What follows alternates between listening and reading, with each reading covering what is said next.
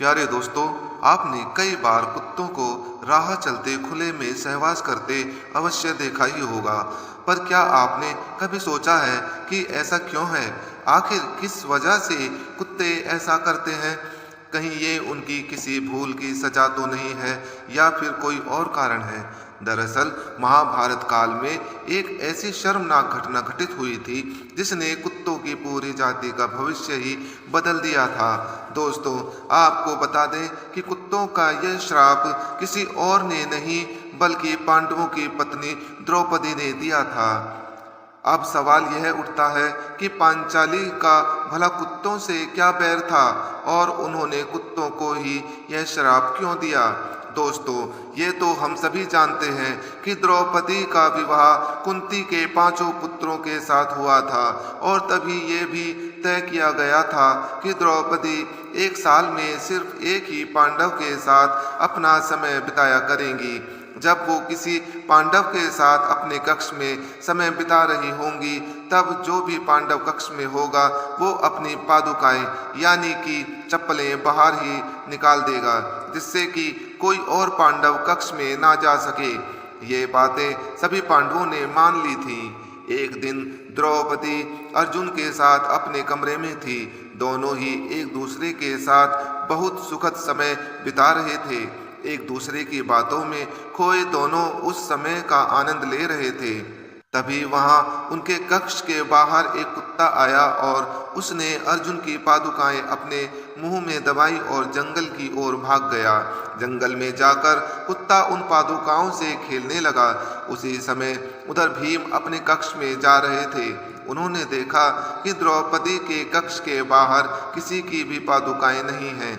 इसका मतलब है कि वहां इस समय कक्ष में अकेली हैं।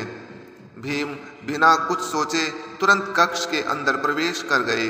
जब द्रौपदी ने भीम को अचानक इस तरह अपने कमरे में देखा तो वो गुस्से से आग बबूला हो गई और लज्जित महसूस करने लगी। गुस्से में लाल हो रही द्रौपदी ने भीम से पूछा, आप इस तरह कक्ष के अंदर कैसे आ सकते हैं, जबकि हमारे कक्ष के बाहर निकली पादुकाएं इस बात का संकेत दे रही हैं कि कक्ष के अंदर अर्जुन है। तो द्रौपदी को शांत करते हुए भीम ने कहा कि पांचाली, बाहर तो कोई भी पादुका नहीं है, इसलिए तो मैं अंदर आया हूँ। अगर मुझे दरवाजे के बाहर कोई पादुका दिखती तो मैं अंदर आता ही नहीं। तब अर्जुन और भीम दोनों ही पादुका को देखने के लिए कक्ष के बाहर आ गए और उसे खोजने लगे। पादुका खोजते खोजते दोनों भाई उसी जंगल में आ पहुंचे जहां वो कुत्ता अर्जुन की उन पादुकाओं से खेल रहा था। अर्जुन और भीम के पीछे पीछे द्रौपदी भी उसी जंगल में आ पहुंची। जब उन तीनों ने उस कुत्ते को पादुका के साथ खेलता देखा तो तब गुस्से से भरी द्रौपदी ने न आव देखा न ताव और उस कुत्ते को श्राप दे डाला। द्रौपदी ने श्राप देते हुए कहा कि आज तुम्हारी वजह से मुझे भीम के सामने शर्मिंदा होना पड़ा है, इसलिए मैं आज तुम्हें और तुम्हारी पूरी जाति को सबके सामने खुले में सहवास करने का श्राप देती हूँ। और तभी से द्रौपदी का दिया हुआ यह श्राप कुत्ते आज तक भुगत रहे हैं। हालांकि यह कहानी किसी भी ग्रंथ में नहीं मिलती। इसके 2 कारण हैं।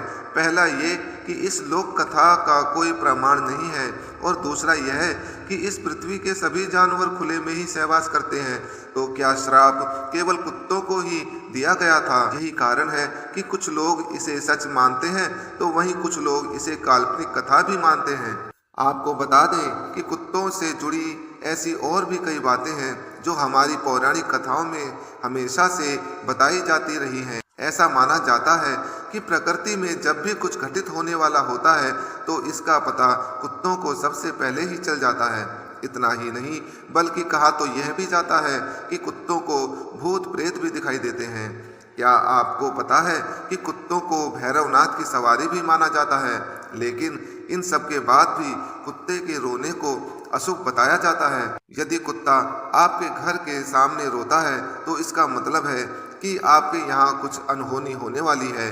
वैसे आमतौर पर कुत्ते रात के समय तब रोते हैं जब उन्हें अपने आसपास कोई बुरी शक्ति का आभास होने लगता है।